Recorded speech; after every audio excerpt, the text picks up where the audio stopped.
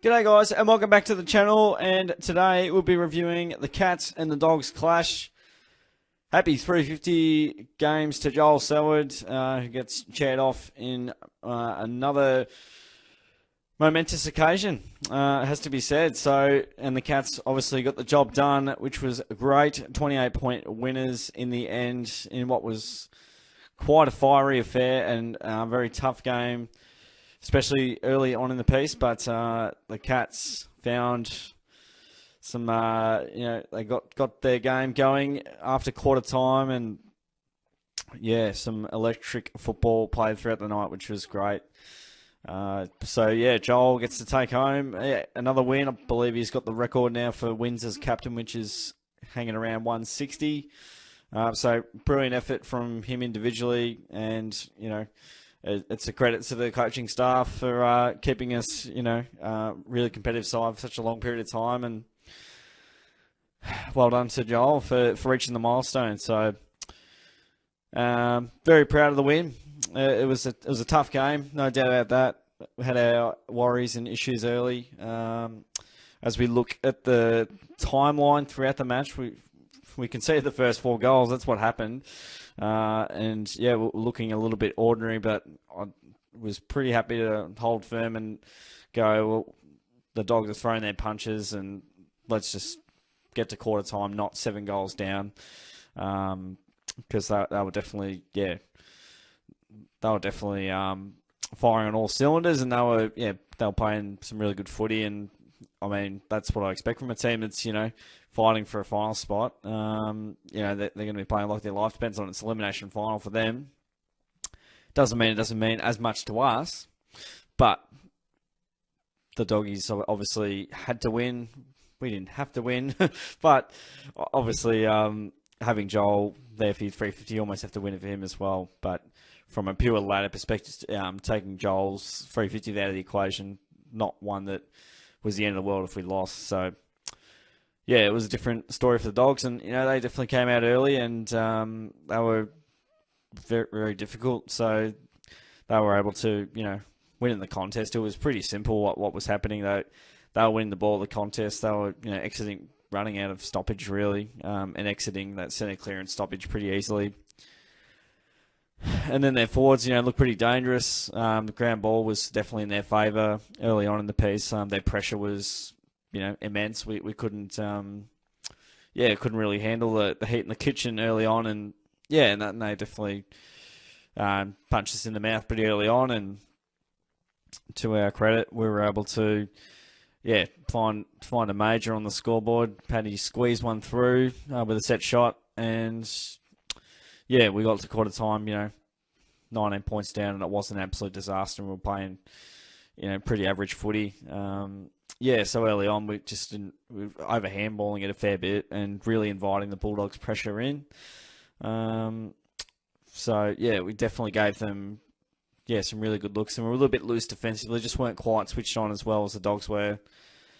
However, that all changed after quarter time. So, it was a good response from the Cats, who got the game going a little bit in the second term, starting to win it around the source, and, getting some field position, which, again, really helps your forwards and helps everyone, really, because then your back line can set up and, do their thing there and be comfortably well sorted out.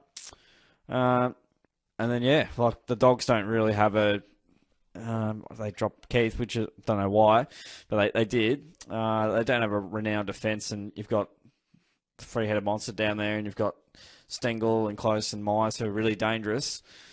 Why wouldn't you get it down there as quickly as you can? There's definitely some times where we had some clearances and chose to handball where we probably should have just got some field position and made it really difficult for the Dogs to defend, rather than invite the Bulldogs midfield to get back into it. But off the back of some individual brilliance and a couple of changes here and there, we're able to find our way out of the stoppage and just sort of stem the bleeding and ensure that the Dogs weren't getting super easy looks up forward. And we're able to patch up a little bit of our work there, and then sort of get to half time, 11 points down with what felt like to me at the ground the Dogs threw everything at us, and then they were up by 11, and we weren't playing that well, but we were down by 11 points. So I thought there was a lot of scope in the second half, and just from what I've seen this year from the Cats, which I've been super pleased with, we've been in situations before where teams, they have a bit of momentum and they jump us in certain patches, but I've seen many games this year where we've responded. I haven't hardly seen a game this year where we've thrown the towel in or not having a response to a team that's, had it their way. So once again, we're able to prove that, and, this is the game right here, guys. So, that third term, we kick 8 goals to 0. They kicked 3 points in the end, and that was just, it was beautiful to watch at the ground, and the crowd was getting right up and about. Again, some amazing work in the clinches around those stoppages, and I think it'll be a very good quarter to rewatch. By the way, just absolutely, tore them to shreds around the ground. We've got our intercept mark game going, which when we're drop off intercept marking, that's usually a pretty good sign that the structure is really well set up, and that means that the Dogs are under a bit more pressure and things like that. Forward line works pretty well. Some really good, team plays with bringing guys into it, and without mentioning individuals specifically too much, but Stengel, Close, and these guys just bringing, Myers as well, bringing teammates into the game and just making it really dangerous. So, and definitely in the last quarter, sort of parked the bus a little bit. I got what I expected out of the last quarter. They kicked a couple of cheapies late to sort of bring the scoreboard back, which might have flattered them a little bit. But I'm very happy with a win tonight, especially 28 points, keeping the Dogs to 9 goals, just under 70 points, which is it's a great defensive effort from the guys, and they do it again. We still get people whinging, complaining that we don't play anyone at home. Well, the Dogs, they've seen their last 2 weeks. They defeated Melbourne, they smashed the Saints, but we don't play anyone good at home. So good on you idiots for saying that. We'll look at the stats of the game. I reckon there'll be some interesting ones, no doubt about that.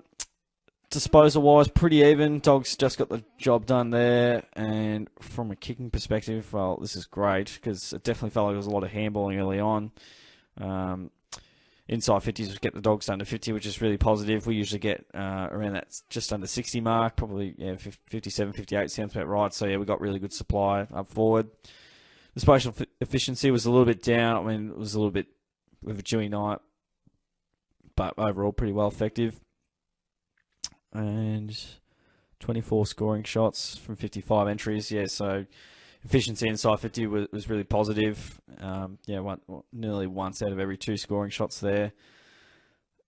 That was a very low free kick count. I didn't think they paid many, and that definitely felt like what it was at the game. They did not. I reckon they paid single-digit holding the balls. It was just so hard to get a holding the ball decision go our way. Very low scoring on the free kick count. It was deplorable umpiring, it must be said, but I don't want to get into detail on that. Hit-outs, we got the job done there, so one under Blitz and Segler for his first game. Doggies got the job done in clearances, but from the centre, we were able to arrest the momentum there, especially in that second and third term, where kicked a majority of our goals, I believe 11 of them potentially.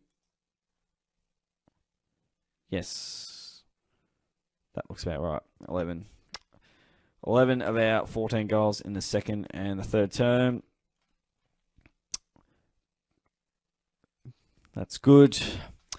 Contested ball, so the Doggies just got the job done there, and on the outside as well.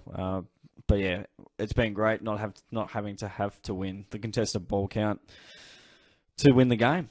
On the marking front, we just got the job done there. 17 marks inside 50. Definitely didn't feel like it at the game, but we certainly handballed a few of those off as well. Doggies got 12, so they got a little bit of supply. That it was a little bit loose at times, but wasn't ultra damaging. Dogs definitely missed some opportunities, which obviously we saw. 24 scoring shots to 21 in the end. Time in front, so pretty rare you see a team lead for about the same amount, and the Doggies led for more. It's It's crazy. It was a real third quarter blitz. Tackles was really positive to see, 56. So yeah, loved the pressure from the Cats, which, it was great. 1%ers, massive, 57 on that Dewey night. All right, let's have a look at the players and go through some of the votes. 3 votes goes to Paddy Dangerfield. He kicked a goal at 26 touches, 4 marks, 7 clearances. He was instrumental there, just shy of 550 metres gained. He was in everything, and I think when we were struggling, he had answers, and we needed those answers, especially when the whips were cracking and the Dogs were breathing fire early on in the piece. But yeah, Paddy's influence was significant. He's bursting out of stoppages, and particularly centre clearances, that's so valuable with the 666. Yeah, loved his influence. He was, just bashing through packs, and one of the best games I've seen him play for a while, actually. So, yeah, Paddy did a great job indeed. Gets the 3 tonight. 2 votes goes to Tom Stewart. He's back. Tom is back in a big way after some suspension. 22 disposals, 10 marks. He was brilliant in the air, as he usually is. Got a goal assist in there as well, just under 500 metres gained. A couple of little blues and lost a couple of contests, but yeah, it will definitely be better for the run, and I thought he was still, really good and really influential. Does an amazing job for us. And the 1 vote to Bradley Close. He's featured in the votes. The closer is back in the votes again this week, as he was last week. 1 goal, 3, 19 disposals, 4 marks, 7 tackles. That's just absolutely brilliant. And also 2 goal assists, which is obviously a big part of why I'm giving him some votes. The score involvement machine, he just finds a way to hit the scoreboard himself and then also bring teammates into it. His hands were so clean. He just makes the right decisions every time. Just super silky, super smooth. Love the way he goes about it. So, yeah, he gets the 1 vote for mine tonight. And Guthrie is probably thinking, why did you not give me a vote, Sonny Jim? And now I'm contemplating whether I should have given Stuart not 2 votes and gone to Guthrie, but I've completely missed Cam there. Sorry, mate. Yeah, all right. Yeah, that's pretty ordinary. Oh, well, let's go through the players anyway. Isaac Smith kicked a goal, 26 disposals, 8 marks. He had a funny old night. Got a goal assist in there as well. Yeah, I feel like Stuart and Guthrie might have to swap around there for the 2 votes. But yeah, Smith was huge. He was significant. Definitely kicked a handy goal when we needed it. He was a little bit sloppy with the ball at times. He definitely missed probably 3 or 4 targets when he had time. But anyway, Guthrie was great. 2 goals, 25 disposals, 5 clearances. He was really good, hitting the scoreboard at some crucial times. So sorry, Tom. Maybe back next week. I missed you, Cam. Sorry, I didn't have a great look at the stats clearly. Gut feel was Stewart played well, but yeah, Guthrie definitely from a midfield perspective was very influential. Mitch Duncan always gets a lot of marks. He normally takes between 8 to 10, and no exception tonight. Took 9 marks, 23 touches, a couple of clearances in there. He played a good game. Always has a fair crack at kicking the pill to hit up some teammates. Jeremy Cameron was good. He kicked a couple of goals next to his name, 18 disposals. Got on the end of a few marks there as well, so he did nicely. Got a clearance in there as well for his work. Hawk played a good game. Missed a couple, 2 goals, 3, 7 marks. Yeah, it was a good presence up forward. Goal assist in there as well. He expect nothing less. Couple from Stengel as well. He loves a goal, loves sharing it with his teammates as well. So he also got some clearances. Usually gets a few tackles in there as well. Blitz played a really good game in the ruck and sort of nullifying Bontempelli. So yeah, his role was really positive. He got 13 touches, 13 hitouts as well, 6 tackles, which is what you want to see. Zach Guthrie's game was fire. I liked how he went about it. 21 touches, 5 marks. He was pretty steady for most of the night. Also got a goal assist in there, so well done, Zathri. DK, what an incredible game. He kept Norton possibly scoreless, and also got 14 touches himself and 9 marks. So just an absolutely brilliant performance. Definitely, if you got 5 votes in there, he's putting his hand up for some votes in there. But not this time around, unfortunately. Better game from Myers this week. He got the 14 touches, kicked a very nice goal, 3 tackles, which is good to see. And, a couple of goal assists in there as well, which is great and what we want to see. Holmes covered the ground nicely. He got 18 touches throughout the night. Don't tell me. 3 goal assists. Wow, what a man. That's great. Just covering the wings really well and working hard and loving what he's doing. Henry, again, really solid down back. Just no fuss. Gets the job done. 5 marks with his 13 touches there. And, I think he was playing on Bruce for a chunk of it, and he was very quiet. So, I think he was sort of playing on Ugelhagen a little bit as well. Tom Atkins, again, very solid game from him. Didn't play in the guts as much as he normally would, which is bizarre. But anyway, what I loved about it was 8 tackles. So he was brilliant. Only the 1 clearance, so he definitely didn't get as much airtime in the middle as he in the centre square as normal, which was they were just getting Joel running through there, which is fair enough. It's 350. Collar Jasny got the 12 touches, 5 marks. Had some good moments, had some poor moments. I think that's Jake in a nutshell. Selwood, had a crack obviously in game 350. The 13 touches and got some clearances involved there as well. So, he's really tough in there. Some tackles as well. So, had a contribution to the game. Buse always has a go off half back and, he normally does some nice things. So, defensively, he was pretty strong as well. Segler, first game for the Cats. So, happy debut for Segler. Got 11 touches, 18 hitouts.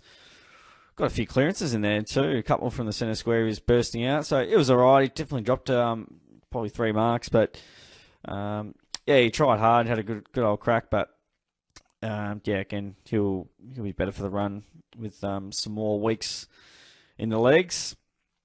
And Rowan was very lively early until he got concussed. He got 7 disposals, which is almost career high for Gary. But, he got the 2 touches, couple of tackles in there. And, I think that's a clearance to Rowan as well. Once again, he just hits the scoreboard and, a crucial time, especially early on when it was really tough. And, his pressure is really good. So, it's going to, if he's got a concussion, which seems to be the talk of the town, and, it's going to be, he'll be out next week and hopefully in good stead the week after that one, which will be against the Gold Coast. But looking into directly towards next week, we've got the Saints at GMHBA, and the Saints got us last time, as we can see. But over the journey, I think we've got them covered pretty well. It was a very close game at the category last year, also probably around the similar time. Yes, very close for comfort. I think it was probably just over a goal in it, and Cameron kicked one late after a turnover from the Saints. And then the game before that, they kicked very inaccurately. Max King kicked 1 goal 6 or something like that. But it'll be a test. Saints will be desperate, but also, I think we'll get the job done reasonably well here. I'm concerned about the Gold Coast. I also don't want to go into the finals with a massive winning streak because that could just, come unstuck. But the Saints, if they get, if any team really gets breaking out of the stoppages and, torched in the midfield, then you're going to struggle. But we've found that from being able to sort of curtail momentum on a number of occasions throughout the year, and especially at home, we get the job done usually. It's going to be, Saints going to have their work cut out. I think we'll win reasonably okay. And then we face the Suns after that. So there you go, guys. That's all from me.